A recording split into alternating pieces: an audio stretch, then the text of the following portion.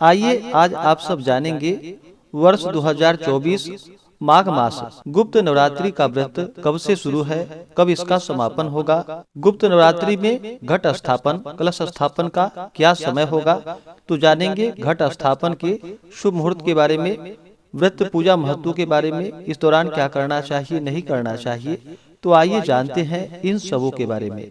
आप सभी भक्तों को माघ मास की गुप्त नवरात्रि की ढेर सारी शुभकामनाएं।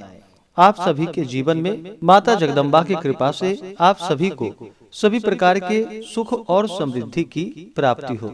नवरात्रि का व्रत वर्ष में 4 बार मनाया जाता है, 2 प्राकट्य नवरात्रि के रूप में और 2 गुप्त नवरात्रि के रूप में। प्राकट्य नवरात्रि जो कि चैत्र के महीने में और आश्विन के महीने में शुक्ल पक्ष की प्रतिपदा से लेकर के नौमी तिथि तक माता दुर्गा के 9 स्वरूपों का पूजन किया जाता है। और फिर गुप्त नवरात्रि के व्रत में जो कि माघ मास और आषाढ़ मास की शुक्ल पक्ष की प्रतिपदा से लेकर के नौमी तिथि तक 10 महाविद्याओं का पूजन किया जाता है। गुप्त नवरात्रि के व्रत में जो कि 10 महाविद्याओं में माता काली, माता तारा, माता त्रिपुर सुंदरी, माता भुवनेश्वरी, माता छिन्नमस्ता, माता त्रिपुर भैरवी, माँ धूमावती, माँ बगलामुखी, माँ मातंगी और माँ कमला देवी का जो कि 10 महाविद्याओं का पूजन किया जाता है। जो भी भक्त सच्ची श्रद्धा के साथ, नियम और निष्ठा के साथ गुप्त नवरात्रि के व्रत में 10 महाविद्याओं का पूजन करते हैं, इस दौरान नियमों का पालन करते हैं, दुर्गा सप्तशती का पाठ, दुर्गा चालीसा आदि का पाठ करते हैं, माता के स्तोत्र आदि का श्रवण या पाठ करते हैं, इससे 10 महाविद्याओं का विशेष कृपा प्राप्त होता है, जिससे कि जीवन में आ रही सभी प्रकार के विघ्न और बाधाएं दूर हो जाती है तथा सभी प्रकार के सुख और समृद्धि का आशीर्वाद प्राप्त होता है। वैसे गुप्त नवरात्रि का व्रत जो कि तांत्रिक साधनाओं के लिए विशेष करके इस गुप्त नवरात्रि के व्रत को किया जाता है। इस बार माघ मास शुक्ल पक्ष प्रतिपदा तिथि प्रारंभ समय जो कि 10 फरवरी 2024 दिन शनिवार सुबह 4:30 और प्रतिपदा तिथि की जो समाप्ति है वह रात्रि 12:48 पे है। तो हमें शुद्ध रूप से सूर्योदय व्यापनी के अनुसार घट स्थापन के लिए जो समय प्राप्त हो रहा है वह समय जो कि 10 फरवरी 2024 दिन शनिवार को घट स्थापन किया जाएगा। 10 फरवरी को सूर्योदय का जो समय है वह समय सुबह 6:36 और सूर्यास्त शाम 5:48। ब्रह्म मुहूर्त का जो समय होगा वह समय सुबह 5:20 से सुबह 6:12 तक होगा। घट स्थापन के लिए जो शुभ मुहूर्त का समय है वह समय जो कि शुभ चौघड़िया मुहूर्त के अनुसार शुभ नामक चौघड़िया मुहूर्त का समय होगा सुबह 8 बजे से लेकर के सुबह 9:23 तक। उसके बाद चर, लाभ और अमृत नामक शुभ चौघड़िया मुहूर्त जो कि दोपहर 12:12 से शाम 4:24 तक होगा। उसके बाद फिर लाभ नामक शुभ चौघड़िया मुहूर्त के अनुसार जो समय है वह समय शाम 5:48 से शाम 7:24 तक। उसके बाद फिर शुभ अमृत और चर नामक शुभ चौघड़िया मुहूर्त होगा जो कि रात्रि 9:01 से रात्रि 1:48 तक होगा।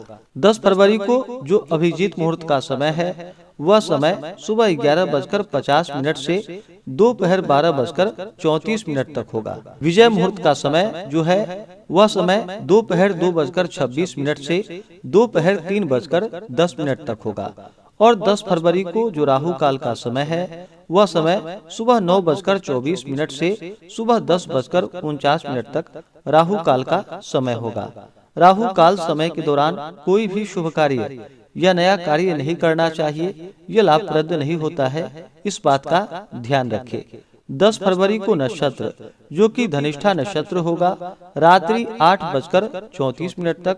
उसके बाद शतभिषा नक्षत्र योग जो कि वरियान योग होगा दोपहर 2:54 तक। उसके बाद परिघ योग तो विशेष प्रकार से जो कि सुबह के समय में जो मुहूर्त बतलाया गया है शुभ चौघड़िया मुहूर्त के अनुसार या अभिजीत मुहूर्त में आप घट स्थापन करें तो बड़ा ही पुण्य फलदायी होगा।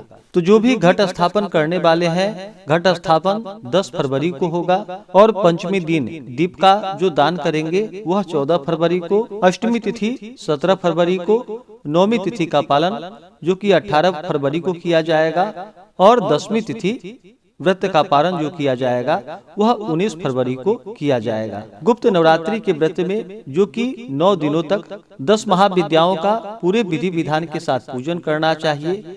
इस दौरान जो कि शुद्ध और सात्विकता का पालन करना चाहिए। तामसिक वस्तुओं का या नशीले पदार्थों का सेवन बिल्कुल भी नहीं करना चाहिए। जो भी घट स्थापन करने वाले हैं, व्रत को धारण करने वाले हैं, उन्हें 10 फरवरी से पहले ही यानी कि 9 फरवरी से ही व्रत में नियम का पालन शुरू करना चाहिए और 10 फरवरी को घट स्थापन करना चाहिए। 10 फरवरी से लेकर के 19 फरवरी तक जो कि शुद्ध और सात्विकता का पालन करे।